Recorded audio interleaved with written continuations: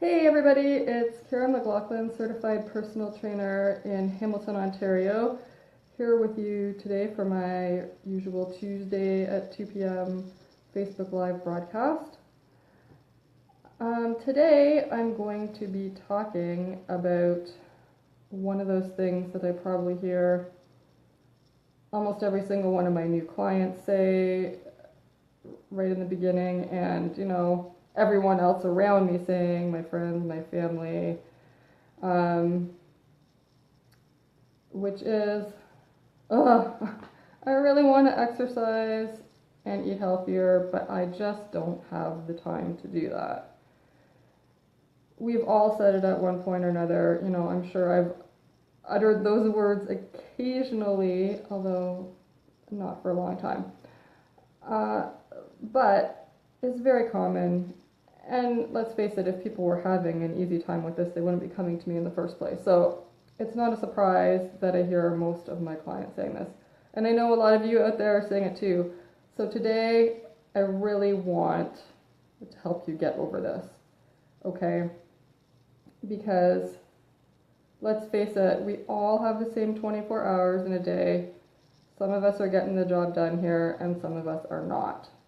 And yes, I know everybody's got different life circumstances, but I really believe that is possible for all of us to, maybe not be perfect, but most of us can be doing a lot better than we are.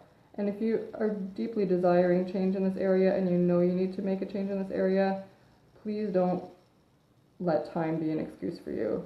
Because I've gotten really kind of hard ass about this, and every time I hear myself saying I don't have time for X, Y, or Z, I stop myself and I make myself rephrase it, and I make myself say, I haven't chosen to make that a priority in my life. Whatever it is I'm saying I don't have time to do, the truth of the matter is I have not chosen to make it a priority in my life. So that can be a really hard truth, but it is the truth. If we make it a priority, we get it done. Or if we really, really, really want to do something, somehow we always find the time to do it. So I'm hoping to move you a bit more in that direction today. But just even start using that little trick. And when you catch yourself saying, "Oh, I don't have time for blah blah blah," stop yourself and say, "Hey, you know what? I have chosen not to make that a priority." And it's interesting what happens when you start to do that. It kind of opens your eyes up to maybe some things you might not want to have admitted to yourself. So that's my first little trick right off the cuff.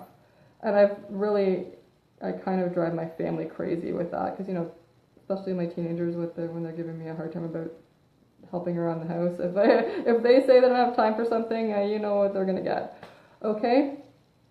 So, first off,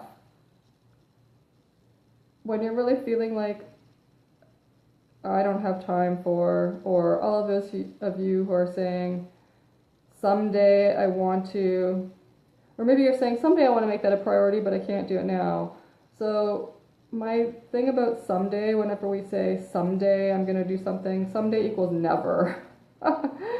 Someday is a nice concept, but basically when you keep saying someday, someday, someday, someday equals never. So you've got to make the choice.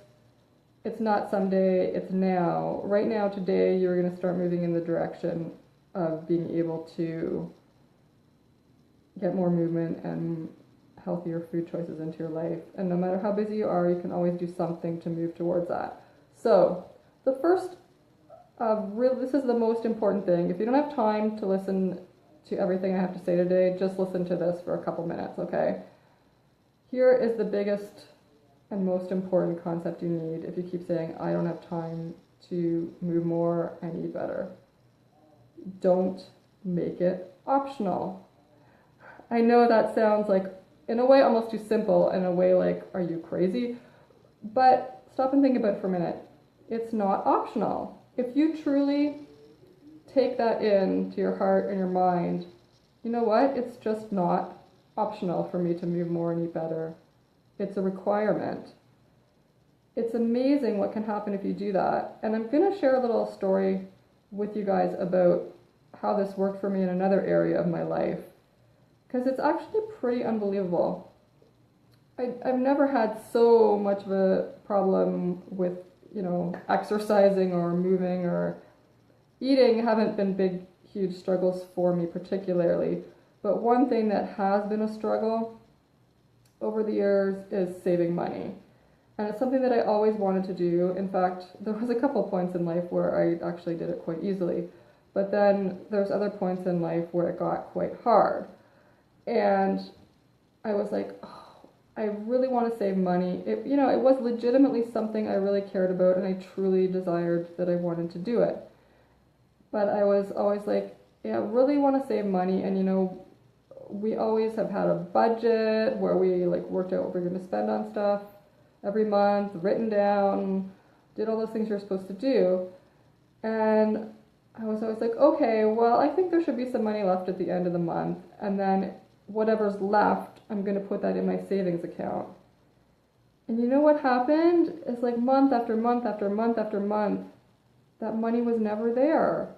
And I couldn't figure it out. It was driving me crazy because I thought, I want to save money. And on paper, I think it looks like I should be able to. But yet, somehow, it just never materialized. And I was like, it was really, truly making me crazy because I'm like, I need to save money. And I'm not, if anybody who knows me knows I am not the kind of person who spends money all that easily either.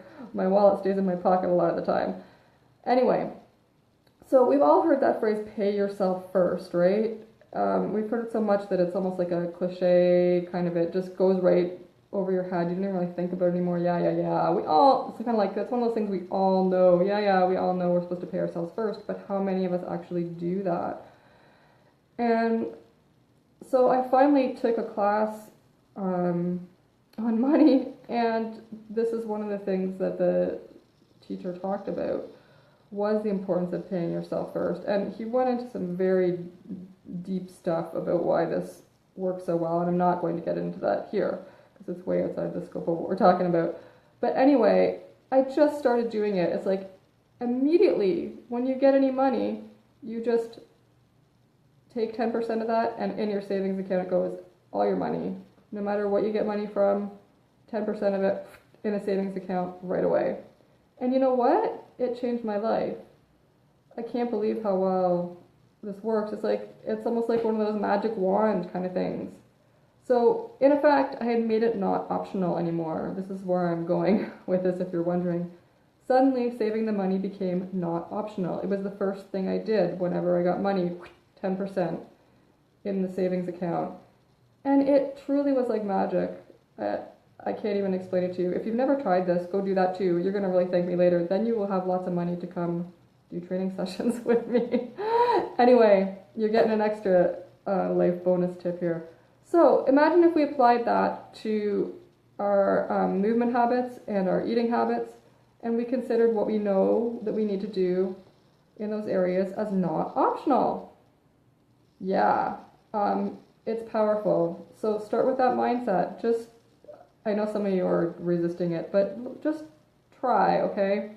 And maybe even consider that. Can you imagine what it would be like if you... And the other interesting thing I want to say about the money, another person I heard talking about this, and they called that 10% savings account your self-respect account.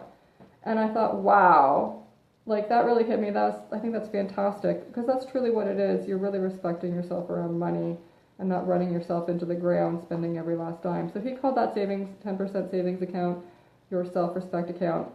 And then I started thinking about it, and I'm like, wow, that totally applies to our self-care habits too. So can you imagine if you had a contract with yourself where you agreed to spend at least 10% of your waking hours on self-care? So if you're awake 16 hours a day, that would be 1.6 hours a day on yourself, on self-care. And I know a lot of you are going, whoa, I can't even find 10 minutes. I know. If that feels really intense to you, just relax a bit. I'm just putting that out there as something to even consider. Can you imagine? It's the self-care thing, again, it's another self-respect account for yourself. So if that feels impossible right now, that's totally fine. but I'm just throwing it out there as a possibility because of wow, I thought that's pretty great. Can you imagine 1.6 hours a day for yourself every day? And if you can't, it's fine, but maybe just a glimmering of a possibility. I think it would be, if we all spent that long every day just taking care of ourselves, we'd all be a lot happier and healthier. Okay, so how do we start moving towards that? One big thing, and I've spoken about this before, is to stop compartmentalizing it. Okay, stop compartmentalizing movement as something that's like an extra add-on that you have to stuff into your schedule. And I did a whole Facebook Live about exercise versus movement. And so if you're really confused about what I mean by that, you might want to go back and watch that one. But in a nutshell, you know, when we think about exercising, what we think about is that, you know, I'm scheduling it in for a half an hour a day at the gym. I have to go there and do that. It's separate from the rest of my life. And, you know, and I keep harping on this, but it's so important. What the latest research is finding is those of us who thought we were active because we were going to the gym for an hour a day or an hour and a half, however long, but we were sitting behind a desk and very inactive for most of the rest of our day, they're starting to call that active sedentary. So you think you're getting this benefit because you're diligently doing this exercise that you've been told you should be doing, and you are going to the gym, you're spending an hour, but for the rest of the day you're sitting at a desk, you're just not hardly moving at all. And the interesting thing that's starting to come up is that we're finding that these quote-unquote active sedentary people who are doing that hour at the gym or maybe not at the gym, but an hour of quote-unquote exercise a day, but they're not doing any movement throughout the rest of their day, they're really not much, if any, better off than the people who don't do anything. So the biggest message I really want you to get is that movement is something you need to do dynamically throughout your entire day, as much as you possibly can. And so if you stop compartmentalizing it as something that needs to be done separate from the rest of your life, and that you might even have to go to a special location to do it, it becomes much easier to incorporate into your life.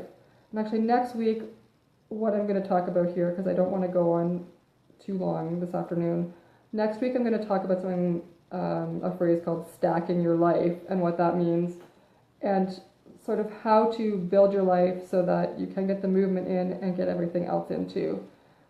So I'm gonna go way more into detail in that next week. So I hope you can join me for that.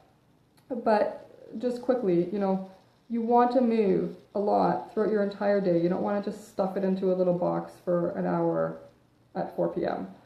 So that's things like, finding time to take little quick walking breaks, even if it's just for a few minutes here or there. It doesn't matter. Finding time to put your joints through their range of motion. Put your arms up over your head. We never do this. Except maybe when we're at the gym, right? But our shoulders are so neglected, and that's why a lot of us start to have problems with them when we hit that over 40 stage. So, start thinking about getting those arms overhead. Start, and like your shoulder, I can do a whole bunch of stuff. Look at this, but we just sit there at our keyboard and we don't move it. So what can you do with your shoulders? I teach my clients lots of things they can shoulder different little exercises and movements they can do while they're reading on their laptop at their standing workstation or seated. Don't try not to sit in a chair as much as possible. I've talked about that one already repeatedly. Trying to move to having a seated workstation, which is what I'm sitting at right now talking to you. So sitting on the floor is much different than sitting in a chair, and it gets your body in different angles. And a lot of times people have to really transition to that if you have a really, really stiff hips and lower back pain and stuff like that. But these are all ideas that can be incorporated into your day. When you take a bathroom break, can you after you're done in the bathroom, can you do a few squats?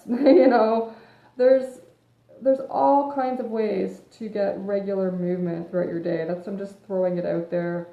Like I said, my whole exercise versus movement Facebook Live that I did a while ago that you can still find if you just scroll down my profile or go onto my video section of my profile.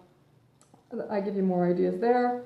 But just stop thinking about it as something that, only exists for an hour of your day. It's something you should be doing constantly. And see here, I'm even moving my hands. You know what? Your hands even need. I teach people ways to do stretches for their hands and stuff too, because we ignore our hands, we ignore our feet. You need to keep your whole body moving as much as you can. Try not to dress in clothing that's really constricting if possible. I know some people have to wear the hot shot fancy pants, more executive-y type clothes, but you know what? Be smart. There's, no matter what kind of clothing you're supposed to be wearing, there's more comfortable, stretchier versions of it out there these days. So even if you need to spend a little bit more, get something good quality that lets you move around so you can do this stuff, and totally ditch the heels. That's a speech for a whole other day. I'm going to be talking about foot health in May sometime, but yeah, you got to get rid of those too. They restrict your movement and they're terrible for your feet and the rest of your body. I just totally lost my train of thought. Anyway, so those are some ideas for how you can incorporate more movement into your whole day.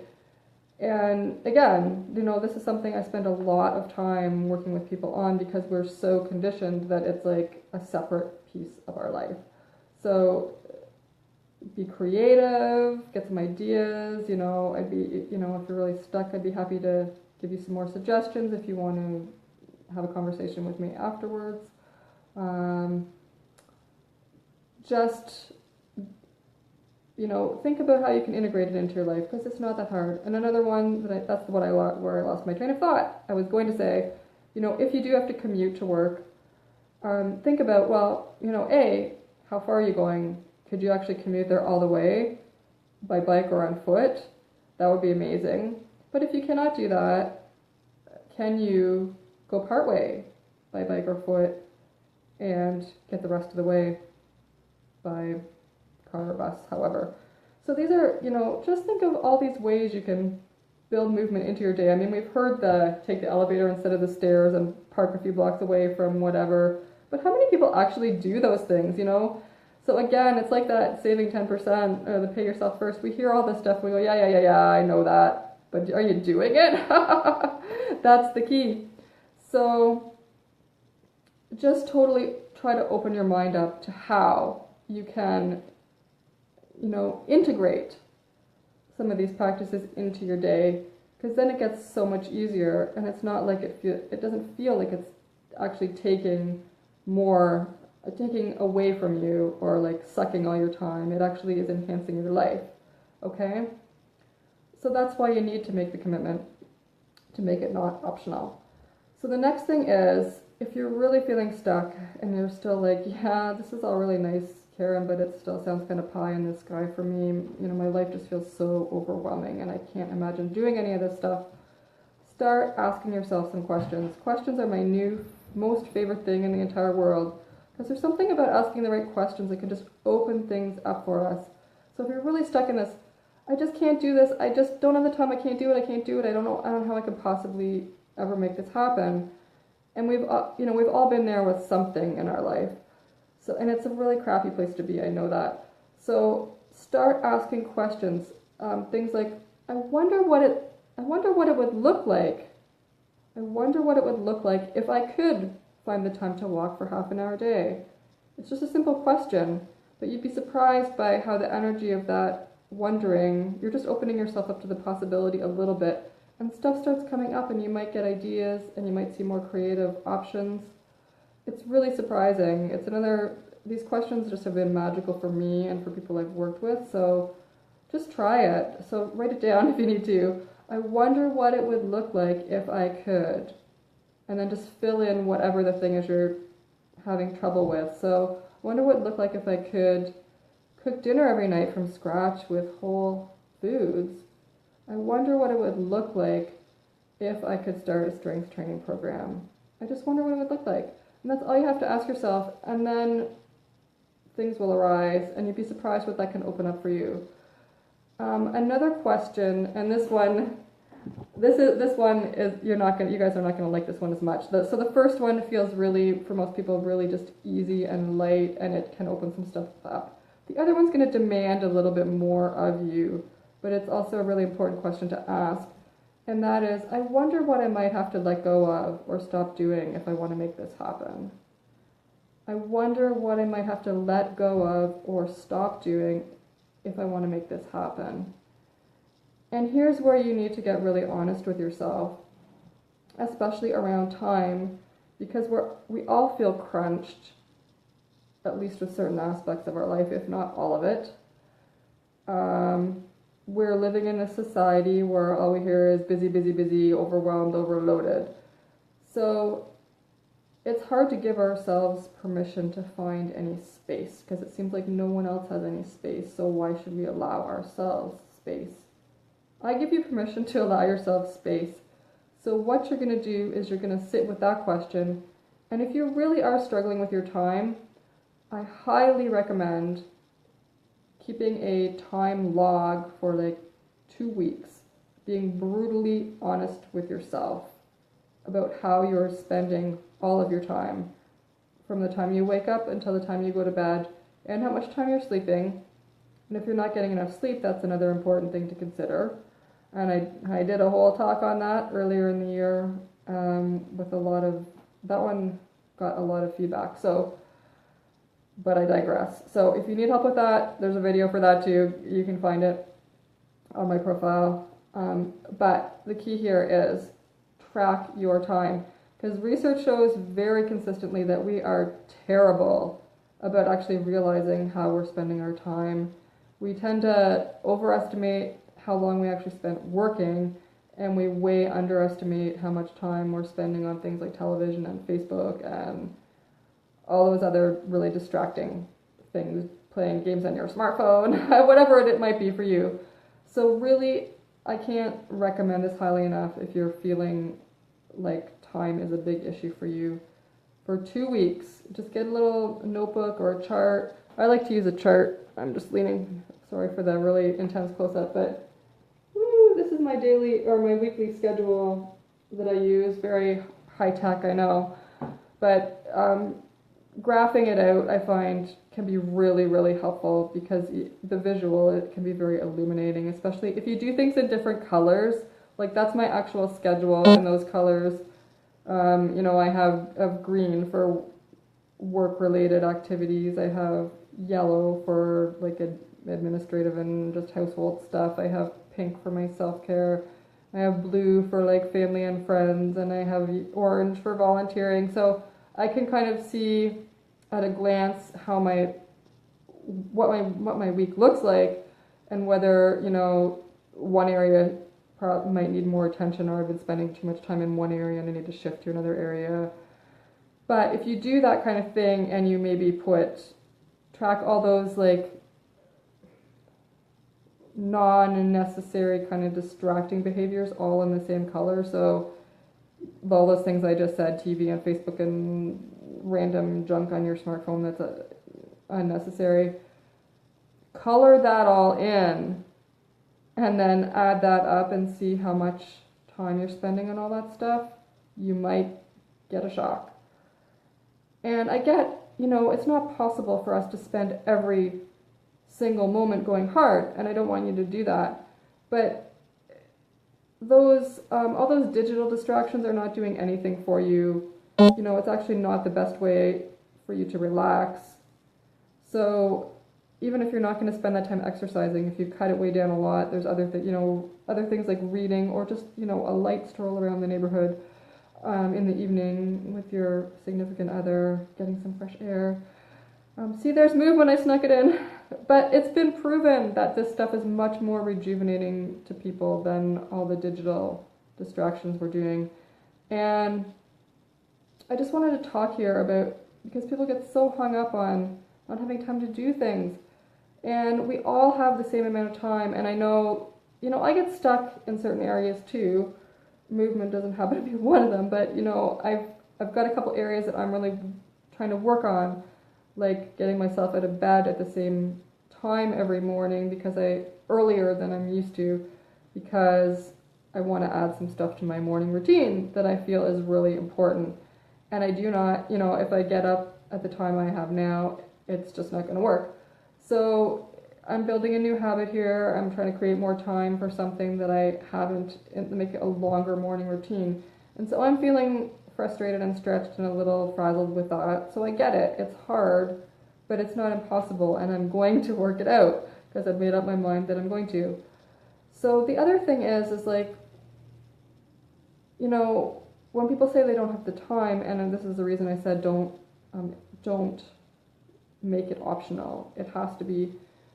It's really interesting how, you know, I like reading stories of people who have accomplished amazing amounts of stuff that I still can't even imagine accomplishing. But it's interesting because those people, for the most part, at least the ones that I end up, you know, either you can burn yourself into the ground trying to build this, you know, $10 million business or whatever. There's certainly people who've done that kind of thing, but people who seem to be really successful long term and stay there, they manage to do these amazing things, and they look after themselves. They sleep, they eat properly, they exercise. They usually are big readers too. So how do they do it? You know, it's opening up to those possibilities of asking those questions. What would it look like if I did that, and what would I have to give up if I want to make this happen? You know, there's so many things that, because I don't consider them optional anymore, and I do them, like reading for me is not optional for many reasons, because I like to learn, and it's really, my brain just shuts down. If I'm like, it's totally like breathing for me. I need to do it. So I'm on track to read 60 books this year, 60. You know, I'm running my own business. I have 2 teenagers that I'm wrangling. I'm getting in my movement every day. I cook all our meals from scratch. We don't even have a dishwasher, people, okay, or a microwave. I do have 2 kids who are old enough to do the dishes, though. You know, I'll give you that. But my point here is not to make anybody else feel like crud because they're not doing those things, but somehow I'm getting those things done. So what am I not doing? You know, well, I can tell you how many hours of TV I've watched so far in this year. That would be 0. And we don't have cable. We haven't had cable for a while. The kids have Netflix, and if there is actually more than one thing that I am interested in watching, and I will probably get to it, but it's not as high up on my priority list. There's a few documentaries I want to watch. There's a couple movies, but when it comes down to it, the other stuff comes first. So that comes later. And you know what, if I don't find the time, the nice thing about the video age is, you know, in 15 years, if I decide I'm ready to watch it, I can pull it out and watch it then. So, but, you know, these things that we need to do for ourselves every day, they cannot wait. That's why they're the priority. So after you start asking your questions and you open up the space and you see what might be possible, then you make plans and you write it down, and then you pull out your calendar. Especially after you do your time experiment, you should really get, if you're not already a hardcore scheduler, which most of us aren't, I highly recommend. I'm going to show this again for a second. I know you guys probably can't see that super great on the screen. It's my very old school, low tech weekly schedule. It's just a grid Monday to Friday, and I have that, you know, all the hours of the day from, I don't know, I have early morning, and then I have like 9 to 5, and then I have like an evening. But I mean, that's just how it fits on the page easily for me, but you could even make it more detailed if you want. It works for me. But then on Sundays, I'm always scheduling my week for the next week.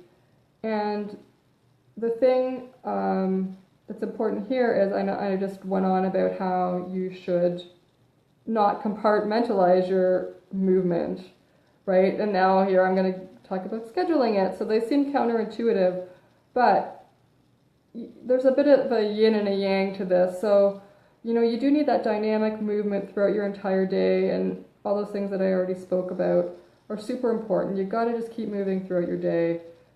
It's totally necessary. But there may also be things you need to schedule on there.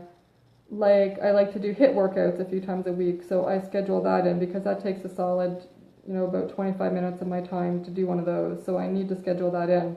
You know, if you wanted to go for a longer walk or a hike, like an hour and a half or something, maybe you want to be scheduling that in. You know, if you do go to the gym, if you like going to the gym and you want to go to the gym and do strength training workout, you do need to schedule that in. So there may still be certain pieces, and you do need to schedule time in for meal prep. Like most people just, I think that's how the the drive-through happens so often, is because people don't schedule in time for meal prep. And our family, that's just become a habit now because we never get takeout. It's just takeout is not an option.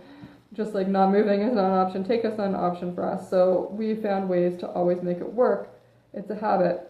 And we also have lots of like really, on those days that are crazier, you know, we have those meals that are just quick go-tos. It still gets the job done. It's still nutritious. So you can do it really fast. And if you need help with that, let me know. I can certainly give you some suggestions. But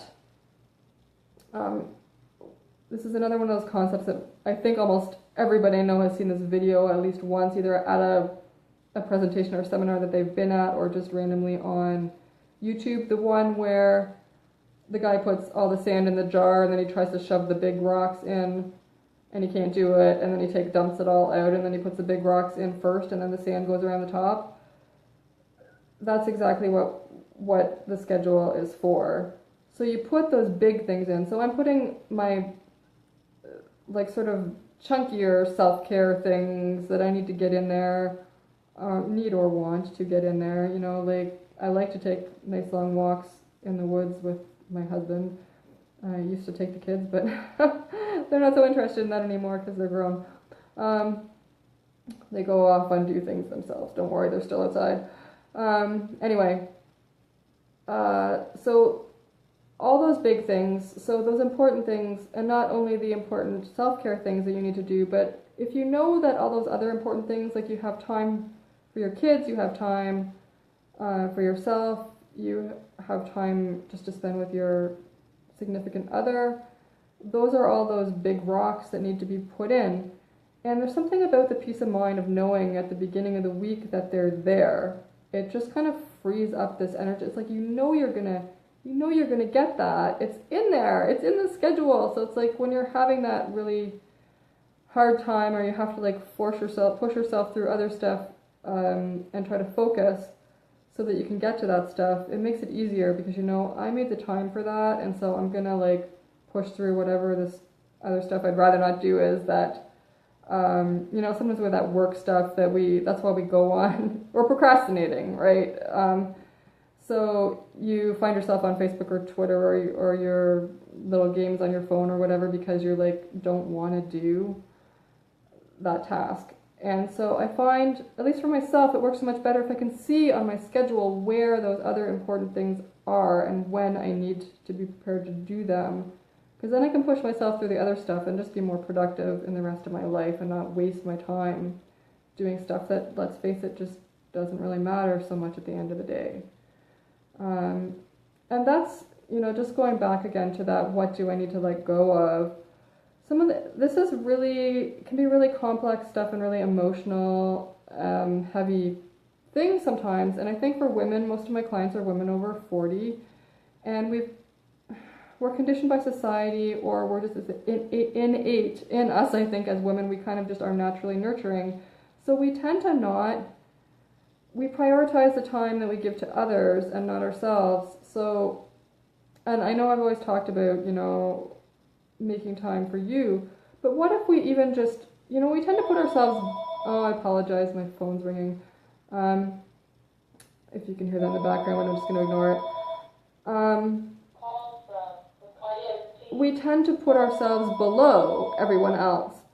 So what if we just put ourselves equal with all those commitments we've made to our kids and our husband and that? Like, you know, we don't consider missing taking our kid to their baseball or soccer game or their dance lesson or whatever the heck all else there. You know, we give so much to our family and we would never consider not doing those things, but then we automatically give less to ourselves. So what would that just be like if we put that stuff in our schedule and owned it, that it was ours and that we are equally important to everyone and everything else that's making demands of us, and that we were ruthless in our commitment to ourselves. Not optional. It's not optional. So you have to be ruthless, because this world will take every ounce of you that you have to give if you let it. And I found that out the hard way. So I tend to go on rants about this, but especially because I just care about all us women I see all of us struggling, and I know so many amazing people, they're burning themselves out, and then they can't give the amazing gifts to the world that they have to give in the way that they could if they were saying yes to themselves. Okay? I know there's another point here. Okay. Yeah. The other thing is, start hanging out with people who are in the habit of making time for themselves. If you don't already know people like that, because I know when I tend to get into a group, and people are always commiserating about how they don't have time for this, they don't have time for that. Don't worry, I don't go, you're not making that a prayer. I try not to do that, but I might be guilty of thinking it sometimes. But we tend to commiserate about all these things, but then you can find somebody. If it might be maybe you have somebody that you're somewhere in your life, you have someone who has made that commitment to themselves, and they're just amazing at their self-care. So what would that be like if you embraced their ability to do that and started learning from them? And if you know them well enough, say, hey, just get curious, how do you do that? I've really noticed that you're so amazing at looking after yourself, and you seem to get so much sleep all the time, you're always exercising, you have these, every time I see you, maybe it's a coworker and they bring these amazing lunches, and just start asking them how they do it. Because you know what, most people are actually really happy to share about their successes of how they did these things. And a lot of times people will even share about, when you start asking them, you may find out it wasn't always that way for them. They really struggled to become that person, and then you really get some gold about how to overcome whatever it is you're struggling with. And it's just another reminder that it is possible. And I think we really just need that, because we're so surrounded by the opposite of that there is no time for these things. I know there's one other thing that I wanted to say. Hang on, okay, this is it. Try to keep the momentum going, whatever it is that you build. So wherever you are right now, so maybe you might have to listen to this 2 or 3 times, because depending where you're starting from, if you're super overwhelmed and you're not making any time for any of this stuff right now, you might be just, whoa, this is too much for me. So just let a little crack of it in with that question about, I wonder what it would look like if I could do this. And then start small. I'm always about starting small when you need to, and building habits. You guys have heard me talk about that many times.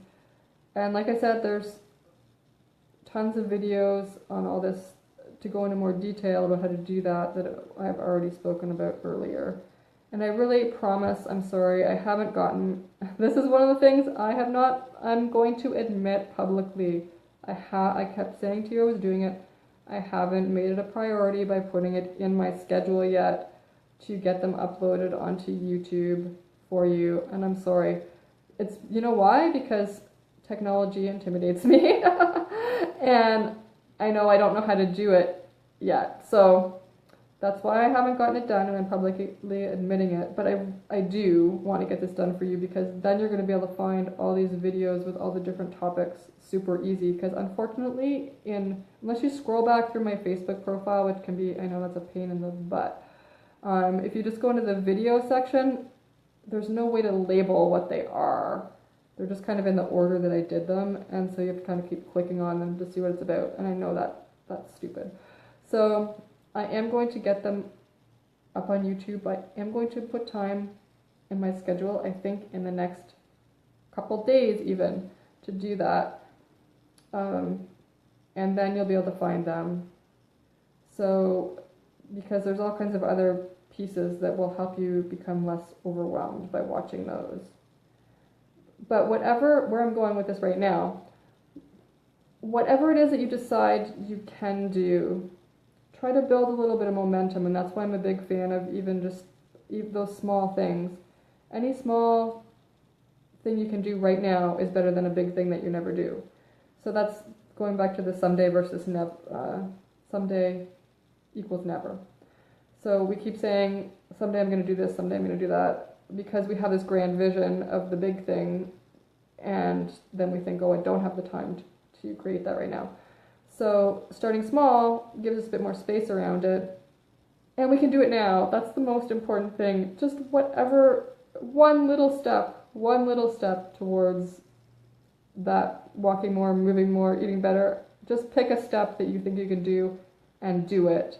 So you can decide that today. Even if you've only got a few minutes, pick something and go for it, okay? And then what you do is don't lose your momentum, even when you have one of those crazy days. Because that's where we all seem to fall down, and I've seen this happen to myself. It's like, you know, when you have one of those days that you kind of sail through it pretty smoothly and life feels pretty good, and then it feels like, yeah, I can do this stuff, it's not so bad. And then you just hit a crazy time where one of those days where it's like you just feel like you're running from one thing to the next, totally frazzled, and you're exhausted by the end of the day. Those are the days that it's even more important to just do whatever you can, even if it's just the littlest thing, to keep that momentum going, to keep it not being optional. So say you have gotten into the habit of walking for half an hour, 45 minutes every day, and then you have on those days where you're like, there's no way I just crazy day, I cannot get it in. So maybe you find a way to squeeze in like a few minutes of walking here and there, even if it's less than 5, like just a few, but do it a few times. Or, you know, you're doing stretches at your desk, you're taking regular breaks, you do those squats in the washroom. I don't care what it is, but just keep the momentum going. So you keep it as part of your life, you keep it as part of that. This is not optional. So it just opens things up in a way that it's hard to explain until you try it and you live it. And once you start living it, I think you're going to know what I mean. It's pretty exciting. And it just sort of, because you're going to notice how much it enhances your life. At least I hope you do. If you don't, then we need to talk, because, in my experience, it's just, I have so much, you're going to see the benefits. You're just going to feel so much better in every way if you do this. And also, aside from, the physical benefits and, the energy you're going to notice and the mental focus that's going to be better, there's something so huge about honoring our commitment to ourselves. It makes you a different person. It really does. When you know that you can depend on you, life just becomes a whole other ballgame. For most of my clients are just super amazing women, and everyone else knows that they can depend on them. Their family can depend on them, their coworkers can depend on them, their friends can depend on them, but they haven't given themselves the gift of knowing that they can depend on themselves for all these things that I've just been talking about. So once you know that you can do that, it's amazing. And that's a gift that I want to give you, and I hope that something I've said today will help you start moving towards that. And, this is hard. That's why I do these, because I know people are struggling, and I want to help you. I want to see you succeed with this stuff so that you can go out there and bring everything you have to the world, because I know whatever it is, it's something amazing and we need it. So, but you can't do it until you look after yourself. Or you can't do it to the full extent. We can't see your full shining radiant beauty until you are caring for yourself as much as you can. Okay, so that's it for today. Go back and watch it again if you need to. Let me know if you're really struggling. I'm here to help you. So leave a comment, private message me if you don't want it to be public, or email me at yourfitnessgroove@gmail.com. And hey, you know, if you really want the help and you're ready to commit, I'm ready to help you. And if you'd like to just explore even a little bit about what that might look like if you're not sure, I'd be happy to have the conversation with you, and no pressure. People who know me know I'm not one of those evil, hard-selling people. So, you know, totally relaxed conversation. I'd love to help you move more, eat better, live a better life. So, up until next time, have a great one. And next week I am going to walk. I'm going to talk. I thought I was going to talk about walking. That's why I kind of slipped on that, because that was my initial plan. But I think we're going to do that in 2 weeks, and next week I'm going to talk more about how to stack your life so that you can get in all this moving and eating better and still get in all that other stuff that you need to do. It's totally possible. And if you actually have specific questions around that, you can email me in advance. Did I say my email address? I think I did, yourfitnessgroove@gmail.com. So, or if you have questions about anything that you want me to talk about in this space, I'm always happy for suggestions, because I'm talking about things that I think will help you, but it's really helpful if you tell me what you actually need, and then I can do that. Okay, have a great one. The sun is shining here in Hamilton right now, so I'm going to go run some errands and get out for my walk. And just one last thing I want to ask you guys, a quick favor. If you got something out of this, please share it, because then other people can get something out of it too. Okay? All right, I'm really done now. Have a great one, and I'll see you next week. Bye!